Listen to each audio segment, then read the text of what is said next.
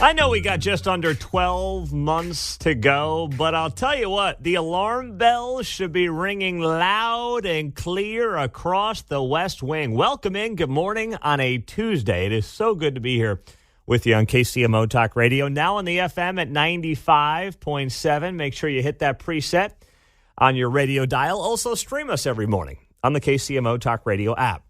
Wall Street Journal. Screaming headline piece last night as I'm preparing for the show today. Joe Biden is losing black voters. Here's why it matters. That's the headline from the Wall Street Journal. And this really applies to working class folks of all backgrounds. White, black, Latino, it doesn't matter. But the Wall Street Journal rightly notes here, when Michelle Smith voted for Joe Biden back in 2020, she thought he would help people like her. A black mother working 2 jobs, raising 3 teenage boys in North Philadelphia. Now she says she won't vote for him again, citing higher prices, skyrocketing rent, and feeling like she has just been left behind. How many people do you know like this in Kansas City? Now, if you're in certain parts of the Kansas City area, you probably don't know anybody like this. You know, if you're in woke parts of Northeast Johnson County, those folks are not going to admit they made a mistake 3 years ago now. Because, yeah, inflation's a pain and they're not happy about it. And, yeah, the world's a mess. But, like, their day-to-day has not changed dramatically. They can be annoyed about it. They can see the headlines. They can say, oh, gosh, my grocery bill was $20 higher. But in the grand scheme of things, they're not going to sit there and admit, boy, I royally screwed that one up 3 years ago. Because, of course, the other option was a real disaster in their eyes. So now, here we are sitting in 2023. You got this election coming up in a year. And as the Wall Street Journal notes in this situation, heading into 2024, Democrats are sounding alarms about losing voters like Michelle Smith. Black voter turnout fell during the 22 midterms compared with the previous midterms. And polling and interviews with voters show growing dissatisfaction over the economy and the president's leadership. Any decline with these voters could be fatal for the reelection of Joe Biden, whose path to victory depends on building a diverse coalition of voters in 6 or so closely fought battleground states. Then the Journal goes on to note some of the issues when it comes to wage gains. They have cooled more dramatically for black workers than other Americans. Median weekly earnings for black workers rose 4.2% in the third quarter from a year ago versus 10.3% in the prior year. And you look at some of the polling numbers as well out there. They cite the New York Times Siena College poll. In a hypothetical Biden-Trump rematch, 22% of black voters would support Donald Trump. 1/4 said they were only somewhat likely or not likely to vote. And by the way, just to put this in the comparison, in 2020, black voters lifted Joe Biden to the nomination and backed him over Trump 92-8. If any of that polling is right, when it comes to 22% of black voters supporting Donald Trump, that is a game changer in American politics, potentially. Of course, there's the risk of people staying home, but then there's also the risk that they actually end up going for Trump, believe it or not. So to me, this is not just about black voters, by the way. This is about working class voters of all backgrounds. We've already seen the trend culturally for many Latino voters shifting towards the Republican Party. Not overwhelmingly there yet, but certainly the shift is happening. Same thing with Asian American voters. I believe we might start seeing some of that with Jewish voters here in the not too distant future based on the last month of news cycles. So there's 2 takeaways. One, it's the old Bill Clinton line. It's the economy, stupid. It is. And then the other part of this is the cultural issues. The cultural issues that I keep coming back to and that many of us talk about on a regular basis. But here's what I've come away with on the cultural issues. Yeah, they're important. Yeah, I don't want my soon-to-be 3 daughters having to walk into a bathroom and seeing a dude at their middle school or their elementary school or their high school. I don't want them to see that. It matters. It's a big deal. But in the end, Elections are not going to be won on those issues. They're just not. They matter. I'm not saying you avoid them. But for the average working person that's sitting out there, that's trying to figure out, gosh, I got a couple of kids. I got to get these kids fed. I got to get them clothed. I got to get them off to school. I got to try to save a little bit of money. They're not thinking about that. They're thinking about the economy. They're thinking about how to make sure that they've got everything they need. And in many ways, the cultural issues are an issue that if you're privileged enough to not be majorly impacted by the economic woes of the moment, then you can care about the cultural issues, or then you can dive headfirst into the cultural issues. But as long as we're sitting here with this economy, John, the only thing that anybody who's trying to win an election right now should be worried about is the economic issues. I wouldn't waste an ounce of time on anything else based on all this polling we're getting lately. I will add, I'd been thinking about this. We get hung up on trying to legislate morality. In other words, maybe the liberals with the Second Amendment or the conservatives with the abortion issue, right?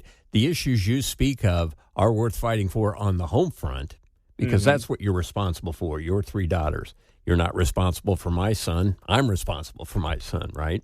And so those issues need to be, addressed locally, family, more so, or in the community. Well, I agree. National level, right? I see what you're saying there. I mean, it all starts at home, right? A lot of these moral issues. I'm saying in to the extent of what you're responsible for. Yes. I see what you're saying there, and I certainly think that if I'm running for office right now, that's on the back burner for me because of some of those things that you mentioned. I think it's kind of a libertarian conservative approach, and it makes sense. Hey, let's get the economy fixed. That hopefully can lead to improvements on the home front, on the morality front. And then once we get this economy fixed, okay, maybe we'll look at these other things.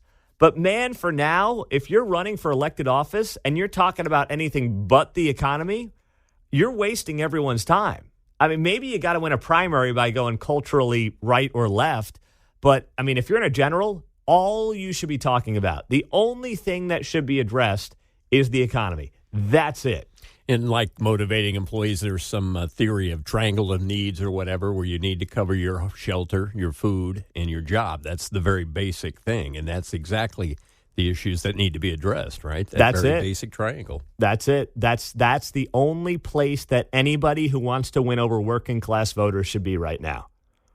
And we've seen these mistakes happen here in recent election cycles. Derek Schmidt here in Kansas. He had Riley Gaines here.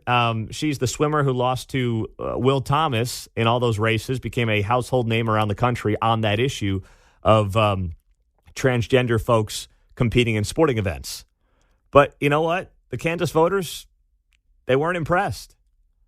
It just wasn't the thing, especially in a general election, that was going to get them out to vote. That's not what it was going to do. So whether it's any poll that you've seen as of late, whether it's the Wall Street Journal noting in its headline this morning, Biden is losing black voters, if you want to win people over, if you are a Republican, the only thing that matters right now is the economy.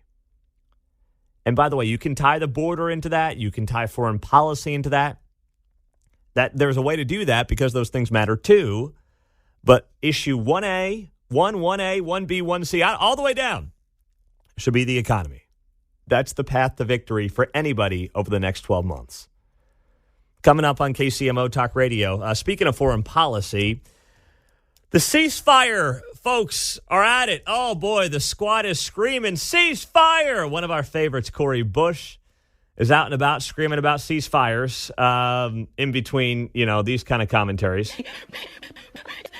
Black people, the insurrection, racism. She was a little more eloquent than that yesterday. Not much, but a little more eloquent than that. We'll share what the squad is saying now about ceasefires that they're demanding between Israel and Hamas coming up next. Big event yesterday in Washington, D.C. Rabbis for Ceasefire held a rally. Is that like blacks for the Klan or Jews for the Nazis? Is that kind of a similar ilk, I guess? Rabbis for Ceasefire? And they were joined by some of the most radical members in the United States Congress. Ayanna Presley, Rashida Tlaib, Alexandria Ocasio-Cortez, a.k.a. AOC. And then right here in Missouri, our good pal, down I-70, Cori Bush. So Cori Bush, normally you can take her commentaries and sum them up in about 8 seconds. Black people, the insurrection, racism. Well, she was a little more eloquent yesterday. Not much, but a little more eloquent as she stood there at this rally, Rabbis for Ceasefire, talking about, of course, the ceasefire between Hamas and Israel, which they are calling for. Of course, there was a ceasefire, and then on October 7th, when Hamas terrorists slaughtered 1,400 Jews, that is when the ceasefire ended, right? It's a pesky little fact that they conveniently ignore when they talk about this word ceasefire, and they start screaming about ceasefires, as if Israel brought this upon themselves or Israel is not responding to the worst terrorist attack against the Jewish people since the Holocaust. It's completely out of line when they use this word ceasefire. And Cori Bush yesterday had this to say at this Rabbis for Ceasefire rally. They label us anti-Israel. They label us anti-Semitic, and they label us terrorists. They lie about us and they smear us. But we know the truth, and the truth stands. We are rabbis. We are pastors. We are Congress members. We are surviving family members. We are human beings, and we are bound by our faith to demand a ceasefire now. She's still doing that. Catch your breath. One sentence at a time. Little breather. Start over. That's all it takes. It's gotta relax, Cori. Okay, it's gonna be all right. We're all gonna make it. It's gonna be just fine. Well, I mean, we don't label you anything you're not. I mean, it's been incredibly clear over the last 5 weeks that many of these folks are anti-Semitic. They are anti-Israel. And they do it under this guise of faith. They do it under this guise of, well, you know, we just want everybody to live in peace and live as one. And I mean, I don't want innocent Palestinian civilians to die. I'm not looking for that to happen. But it is noted, of course, this didn't get a lot of news here over the last week or so. But we did also find out that awful attack on Israel was in part coordinated by civilians in the Gaza Strip. It wasn't all just Hamas terrorists. There were civilians that helped plan and prepare that attack. We know that as well. Now, that doesn't mean I want any civilian, innocent civilian, to die from this. I don't. I'm not interested in that. But once again, how do you avoid this from the start? Well, the first way you avoid it is by not attacking Israel. And the next way you avoid innocent civilian casualties is by making sure that if you're Hamas, if you are the terrorists, you let your civilians, your innocent civilians, leave the Gaza Strip. And we know for a fact that was not happening a couple of weeks ago. They were blockading innocent civilians from getting out of the northern part of the Gaza Strip. What else do we know they do? They store a lot of their weaponry in schools and in hospitals. So then if you're Israel, you've got a conundrum. You've got to get rid of Hamas. You want to get rid of their weapons. But, of course, they put them in hospitals and in schools so they can cry about civilian lives, which they don't care one bit about. They don't care about these civilians. They are willing to lose thousands of civilians in the Gaza Strip as long as they can win the propaganda war. And they've got American politicians who will do their bidding for them, like Cori Bush right here in Missouri, like Ilhan Omar, or like Alexandria Ocasio-Cortez. Ceasefire means there is no military solution, only a diplomatic and cultural solution. A relational solution, a reckoning with ourselves and our history. That is what ceasefire now means. I wish AOC had a reckoning with herself. I really do. I wish she had that come to Jesus moment. But of course, that's not going to happen. So now, this is not going to lead to anything yesterday. It's just, one of these feel-good little rallies that they're going to do, Rabbis for Ceasefire, where they welcome members of the squad. And I want to know who these actual rabbis are. I'm very curious to know who they are. Like, are they real rabbis? Are they, rent-a-rabbis? Are they rabbis who were left over from Halloween, people dressed as rabbis that were still stumbling around Washington, D.C.? I like waking up from a 2-week bender. I don't know. Are these real rabbis? That's questionable. And I'm hesitant on this notion that these are actual rabbis. But either way, that's what was happening yesterday in Washington, D.C. And then later in the day, Karine Jean-Pierre, White House press secretary, she had her press conference and she was asked about this. She said, hey, you got some real radicals in your party. What are you going to do about it when it comes to this Israel stuff? So look, in our party, there's going to be various range of agreements and disagreements, and that's the way it is, right? And in particular in the Democratic Party. The president's going to continue to be clear about this. You heard it at the top when Jake Sullivan was giving an update on the Middle East, where the president stands. The president has been very clear. And when it comes to Israel and what we saw on October 7th, Israel has the right to defend itself. I'm glad that they are taking that approach at the White House. Israel has the right to defend itself. Biden's probably being better on Israel than Obama would have been if he was in his shoes right now, which probably irks Obama. But the notion that, hey, we're just a diverse party and we've got different ideas. Well, hold on. If you had Nazi sympathizers on the far right side of the aisle in Congress doing rallies with some of those folks, everybody would have to condemn them, rightfully so. But, of course, when it's coming from the other side of the political aisle, it's like, hey, we just have diverse opinions here, nothing to see. It's amazing how that works, huh? Coming up, we found out what led to the shooting at the Independence Center. It's a complete embarrassment. We'll share the details next. We found out last night who is allegedly involved in the shooting at the Independence Center from Friday afternoon. They have somebody in custody. Here's what KCTV5's Brad Stevens had to report last night of the news. Breaking news now. Charges have been filed in Friday's shooting inside Independence Center Mall. 20-year-old Mark Anthony Greer faces 3 counts for unlawful use of a weapon and 3 counts of armed criminal action. Police told us they took 3 people into custody after that shooting, but so far only 1 person has been charged.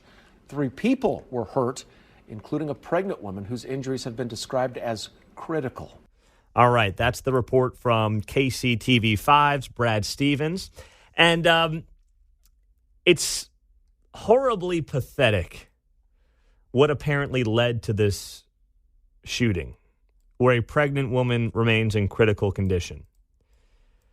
Mark Anthony Greer, according to Woke 41, told detectives he was upset that someone said hi to his girlfriend. You have a pregnant woman who may not make it. Who knows what's going to happen to that baby? By the way, it should be a double homicide if she ends up passing and the baby does as well. We have no idea what's going to happen there.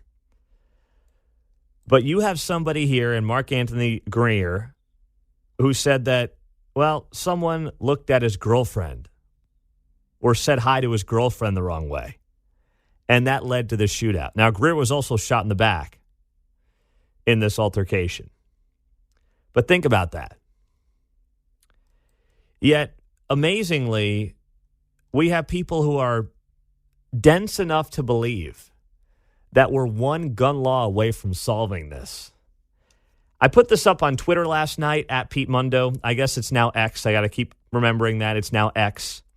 But as soon as I saw that little tidbit from Woke 41 Action News, I wrote here on Twitter, we are broken as a society and a culture. I wish it were not the case because it would be much easier. But there's not a law that will fix this level of ridiculousness. I wish that there was a gun law that would stop things like this from happening. I would advocate for it. I know that might bother some of you. But if I thought there was a gun law that would actually prevent stuff like this from happening at Independence Center, where somebody said hi to this guy, Mark Anthony Greer's girlfriend, the wrong way, and he's, starting a shootout like it's Dodge City in the 1880s. I would support that gun law. But you and I both know that gun law does not exist. What is the gun law that stops a guy from opening up fire at a mall with, by the way, I'm sure dozens of innocent people in the vicinity because somebody said hi to his girlfriend? We are broken as a society, as a culture. And until we fix any of that, you can have these people pushing gun laws, whether it's, Mayor Q was pushing that over the weekend, any other local politician screaming about guns because that's cheap, it's easy, it's good for clicks, it's good for likes. It's all that stuff wrapped into one. But anybody who's got common sense, anybody who actually deals with normal people on a given day, who looks at this story, you're not going to find a gun law that matters. You're not. That's going to make a difference in a case like this. There's no way. We have people who are shooting up each other and shooting pregnant women because someone said hi to their girlfriend. If you think there's a law that's going to fix this, you're kidding yourself. So now Mark Anthony Greer is facing 3 counts of unlawful use of a weapon and 3 counts of armed criminal action. The two groups passed each other at the mall entrance and a verbal altercation began. Court records said a victim uninvolved with either group was shot in the leg, and the rest of the second group ran to the parking lot. Jackson County Prosecutor's Office said witnesses identified the shooter as Greer, or a man who matched Greer's appearance. And according to an Independence police spokesperson, 2 other persons of interest have been released pending further investigation. Now, of course, for those of you wondering, Woke 41 Action News decided not to use a mugshot in this case. I'll let you figure out why that is. But it looks like KCTV5 using mugshots. Okay, good for them. Let's see about the other 2 outlets here in town. Channel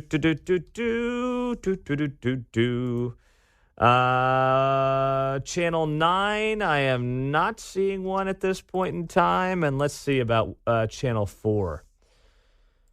Fox 4. Fox 4 does use a mugshot in this case. And Channel 9... I'd have to look at the video and see if they actually used one. But here we are. I mean, that's just ridiculous. But it's also very much on brand. So you tell me at 913-408-7957, 913-408-7957.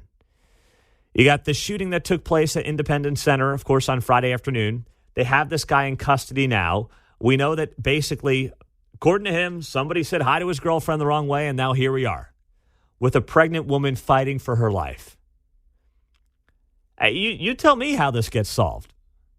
And I don't think it gets solved by tomorrow, by next week, by next year. These are generational problems that need to be solved.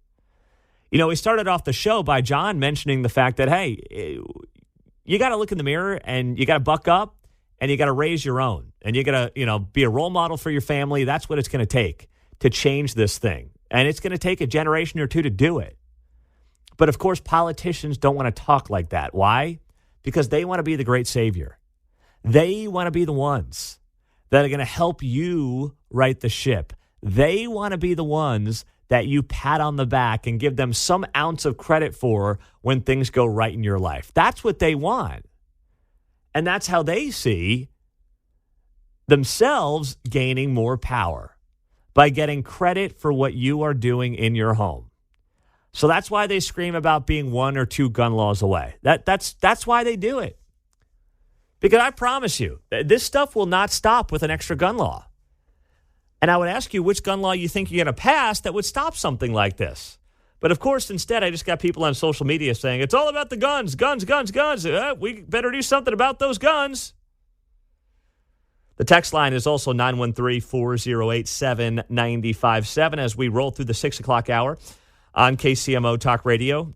Of course, on 95.7. Make sure you're hitting that preset on your radio dial. On the text line, Pete, the shooter was already breaking the law. He wasn't old enough. Well, no, he was 21 years old, right? He was 21, so he's A-okay there. Wasn't a kid.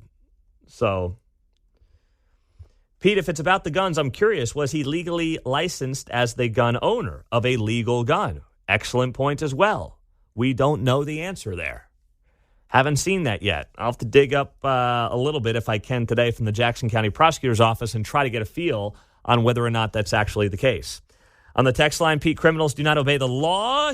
You can have all the gun laws in the world. It won't stop them. That's why they're called criminals. Yeah. Listen, generally I agree with that sentiment. But, of course, there is some gray area there. I mean, some would argue, and I've heard this from law enforcement, Missouri's Second Amendment Preservation Act is too loose because there are folks who are bad guys with guns that they can't do anything about. So some may say that goes too far. But generally speaking, I would agree with that sentiment. Criminals are going to break the law. That's what makes them criminals. And if you think you're going to pass some, willy-nilly vanilla gun law, that's going to deter any of this stuff from people who are willing to shoot others over things like saying hi to their girlfriend, you better believe that you got much bigger problems, much bigger fish to fry. 6:43, welcome in on a Tuesday morning. Don't forget, Tirade Tuesday is coming up at 8:30. That's your chance to tee off on anyone and anything you want here on KCMO Talk Radio. Do not miss that as we roll through the morning. Coming up on KCMO, cleaning up cities. Gosh, we'd love to clean up parts of Kansas City, wouldn't we? Well, all it would take to clean up parts of Kansas City is to get one of the worst actors on planet Earth to visit your city. And apparently the federal government will clean your town right up. What am I talking about? I'll explain that coming up on KCMO.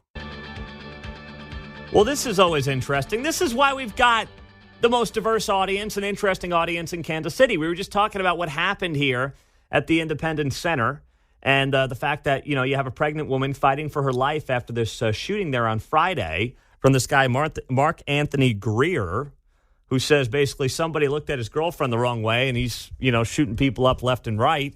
And folks think there's a gun law that's going to change any of this. But Stephen's in Johnson County, and he says he knows this young lady who is fighting for her life. Is that right, Stephen?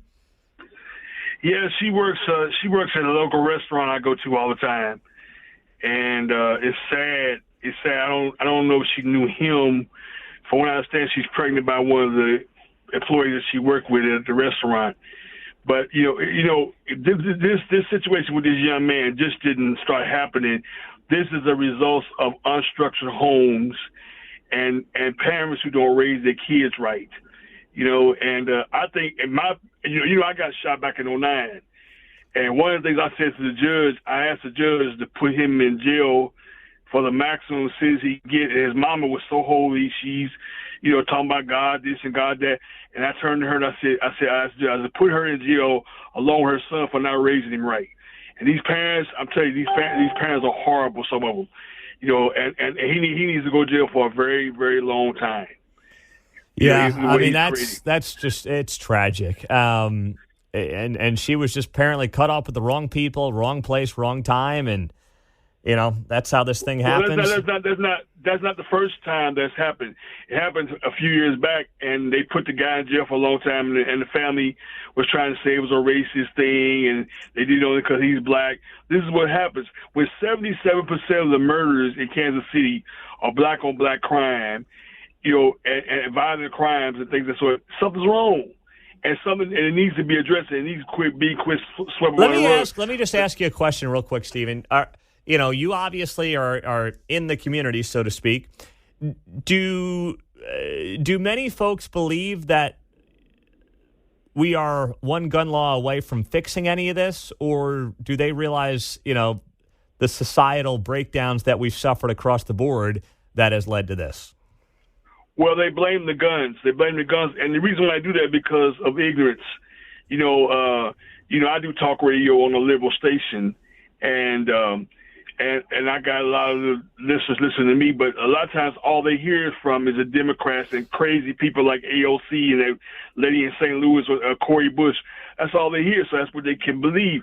But when they don't hear from our side, that's why they believe what they believe. You have to take it to what they're at, because they're not going to come listen to you because the preachers and the community leaders have told them, oh, it's racist and all that stuff, so that's why they believe like Gotcha. they believe. Yeah, okay. All the way to counteract is you have to go to where they are. Yeah. Well, Stephen, thanks for the insight on that. We'll be praying for her, man. And gosh, I hope, I don't know what her status is right now. We just, hear critical condition, but be praying for her, pal.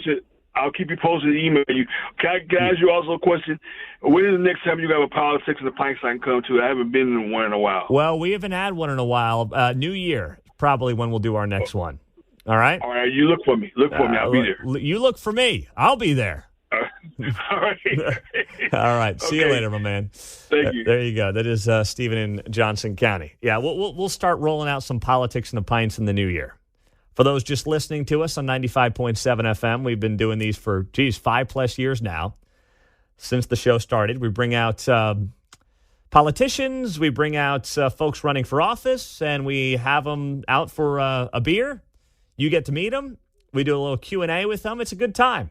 So we'll roll out a couple of those here early in 2024. We got a Missouri governor's race we're going to be watching closely. So there's some things we'll keep tabs on here in 2024 locally. It's going to be a fun one.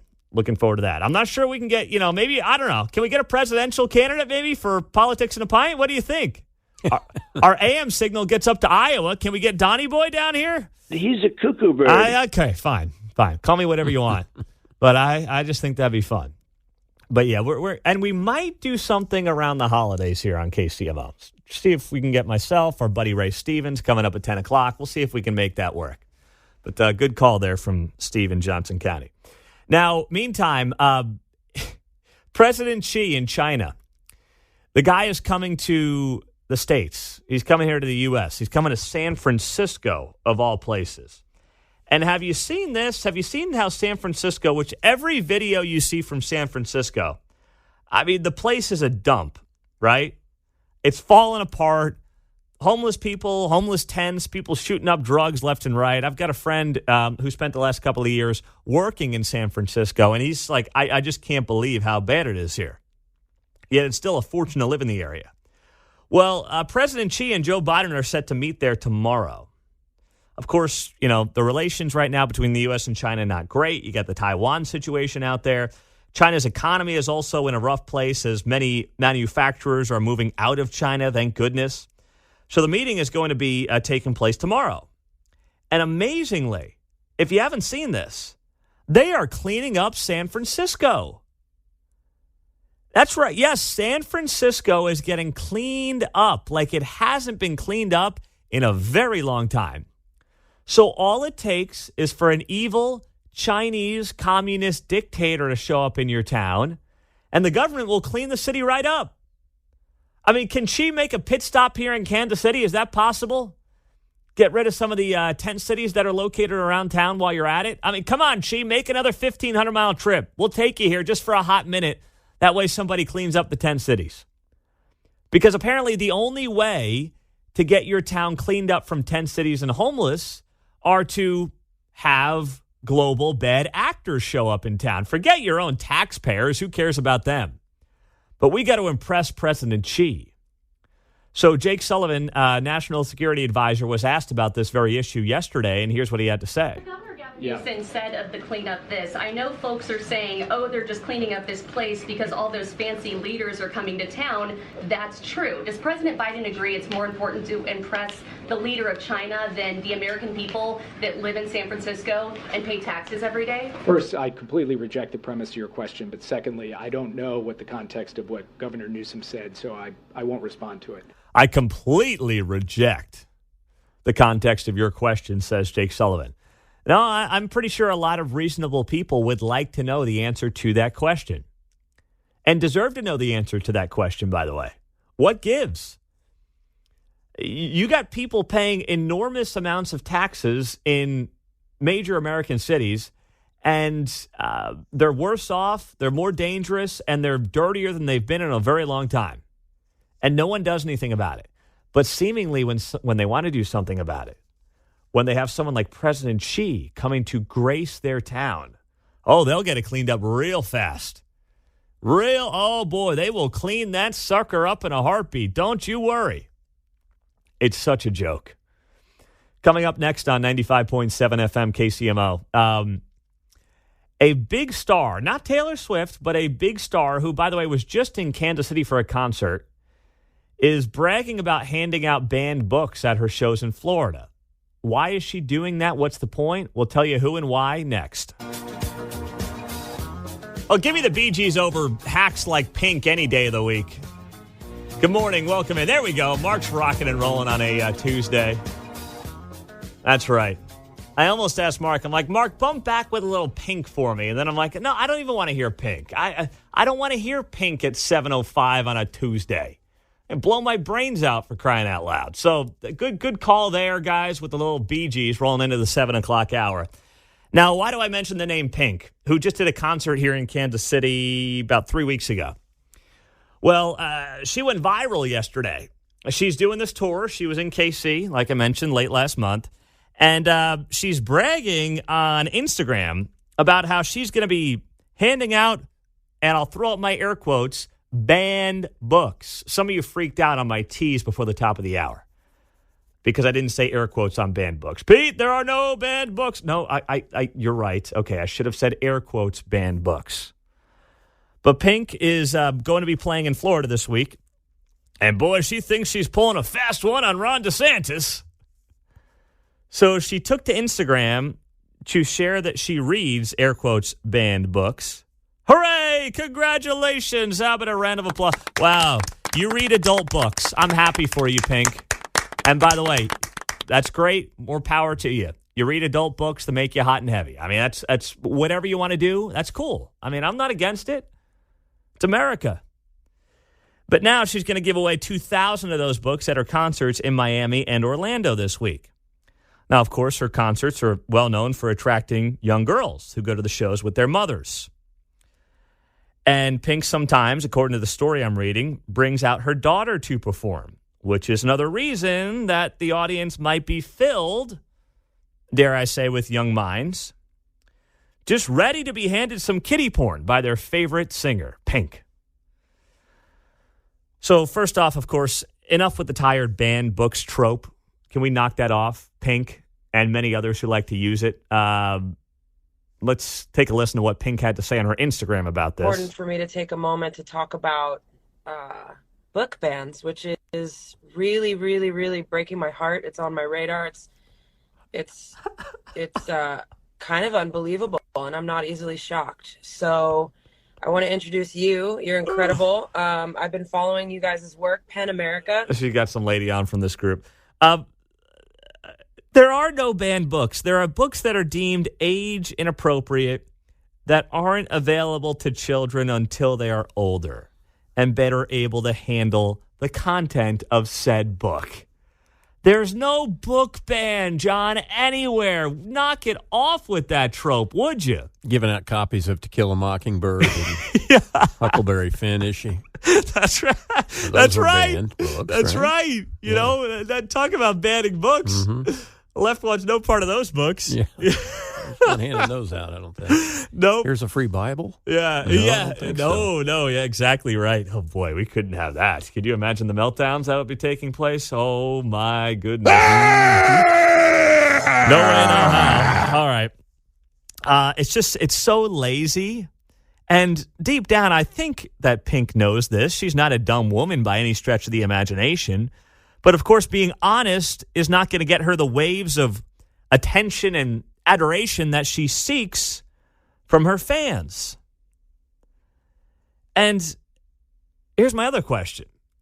If these books are banned, how did Pink get her hands on them? Huh? Is she some sort of modern-day Sam Adams? Printing press in the basement of her gated home?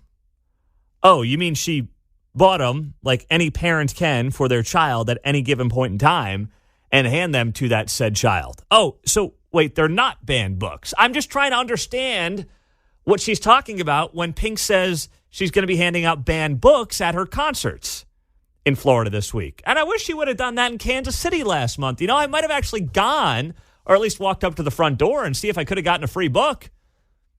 You know, some softcore porn novel or something like that I've been dying to read. I don't know anything. What's the one big book from maybe 10, 15 years ago that every female under 35 read? What was it? 50 Shades of Grey. There we go. I mean, I haven't read a page of that, but maybe she was handing those out.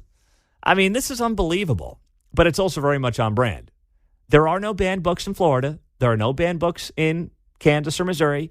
You buy whatever books you want for your kids. The only thing that the book conversation was ever about was whether or not it was age appropriate to have certain books available to certain ages, elementary, middle, high school, whatever. That's it. And by the way, I will say this as well. There were very much many hypocrites on the right side of the aisle on this issue. We can't have these books in these libraries. Oh, my goodness. What are we doing? Here's a cell phone, kid. Have fun. Yeah, that doesn't exactly work. I promise you that kid will find much, much more vulgar things on that cell phone than they would in the school library. So I will completely admit to you that there are hypocrites across the board on this very issue, including on the right. Many people who want to be outraged and all these different things, but, look in the mirror for 5 seconds and you'll realize that you got much bigger fish to fry in your own home than what book might be available at your kid's middle school library, which, by the way, most middle school kids don't really want to hang out in the library anyway. So I'll admit that this issue did get overblown by the right in large part, but the fact that then you have the other side of the aisle that wants to stand by, pornographic novels for little kids, boy, that feels like a losing issue. But if you can brand it as standing up for banned books, then I guess you got a talking point. And something tells me maybe Pink's shows aren't selling out all that well down there in Florida. I don't know how her show did here in Kansas City, but maybe it's kind of like, she's got to give away something to get people to come to the shows. I don't know. That's all I can figure out because it just seems ludicrous to me that, hey, come to the show. You get a free book there, John. I'd like to remind all of our listeners it's banned book night at the ballpark, right? Something like that. Maybe the Royals should try that too. Give something out. Stay at the K. Why move downtown? You can buy a lot of books for $1 billion that you want to spend on your new stadium. There's a concept. I don't know. Just trying to help out local businesses here as best I can. Take a page out of Pink's book. Start handing out books when they go to the ballpark. There you go. 913-408-7957 as we roll through the 7 o'clock hour on KCMO Talk Radio. So top of next hour, we're going to have on Prasanth Reddy. He's running for Congress here in the 3rd Congressional District in Kansas. And no, I'm not worried about that race right now. I'm not thinking about that race right now. But he was just at the border. He did a border trip here last week. So I want to find out what he saw and what's not getting reported about the border. And I'm intrigued by that conversation. He'll be in studio at 8 o'clock on KCMO. And then, yes, it is Tirade Tuesday at 8:30. So that's your chance to tee off on whatever you want. Start thinking about your tirades an hour and 20 minutes away on KCMO Talk Radio 95.7 FM. Next, do you see what show's coming to town? No, not a concert, not Pink. No, like a real TV show is coming to Kansas City. And it's a show that gives you some of the best bloopers on television.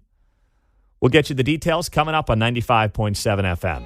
I saw this last night as I'm getting ready for the show. By the way, welcome in. Happy Tuesday morning. Wheel of Fortune's coming back to Kansas City, coming to the Kauffman Center next April. Woo! All right. I know some of you are fired up about that. You get your late afternoon started every day with Wheel of Fortune. When is Wheel of Fortune even on around here? I don't even know.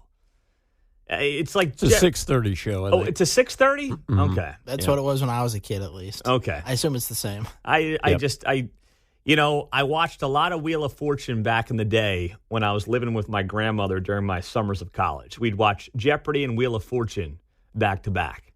But, it's not really conducive to my lifestyle anymore. I'll put it that way. So Wheel of Fortune's coming to town, and it's going to be next April. Prizes, of course, will include trips to Paris, Hawaii, or up to $10,000 in cash. So Pat Sajak's in his final season, by the way. So he's not going to be here next year. I don't know who's going to take over the show. I guess we'll find out. But anyway, I was going through some of the archives last night. I'm like, you know what? Let me go on YouTube and try to find some of my favorite Wheel of Fortune fails. And there were two. There's a couple here that really stood out to me. This one's pretty good. Okay. Can I solve? Oh, well, that'd be a good idea, yeah. Mythological hero Achilles. Can't accept that. Okay. Shelby. I'll solve. Yeah. Mythological hero Achilles. Yeah, that's it. The whole word was spelled out. It was literally, there was nothing left to solve. It was character. And the puzzle was literally completely spelled out, mythological hero Achilles. And the guy goes, what do you say? Mythological heroes Achilles? Achilles. Achilles? Mm-hmm. I mean, I'm telling you, and I'll just put it this way.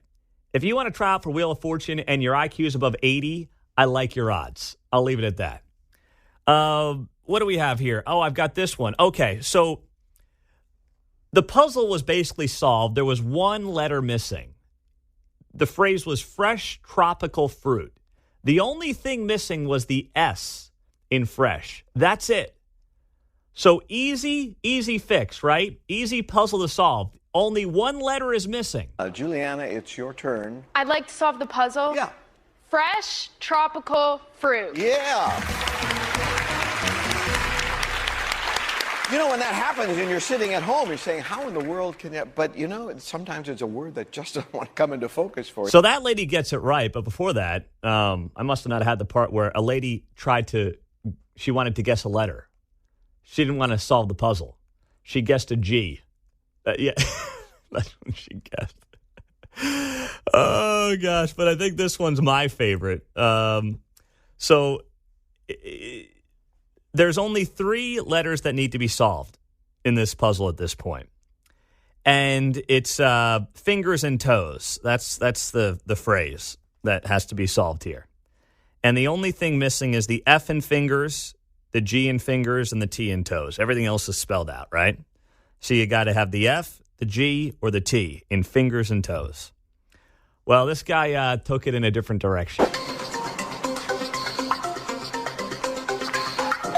Corinne. Miners and hoes. Miners and hoes. Oh, my goodness. What are we talking about? Yep. Some of these are like a Key and Peele skit there. Aaron and that kind of stuff. Fingers. Who needs fingers and toes when you got miners and hoes? Oh, gosh. Corinne. Miners and hoes. Is our cat. Oh, I was laughing at that one all night. I want to know what some of these people do to prep for this show. I mean, the miners thing doesn't even work based on the letters that are missing because the ERS is already in there, so it's not miners, M-I-N-O-R. Miners and hoes. I don't know where this stuff comes from, man. But that is just all time, especially, here's what else it does. It tells you where people's minds are at, like what they spend their time thinking about, too, doesn't it? When you get stuff like that? I've got a good one for you in here if you want to hear one. Oh, you got more. one? Now, all right, let's just play it. Then I want to hear the backstory. Either buy a vowel or spin the wheel. I'll solve the puzzle. Go ahead. I have The Wine by Johnny Cash. That is not. I have the what? I have the wine by Johnny Cash. I have the wine by Johnny Cash. And everything was spelled out except for have and wine.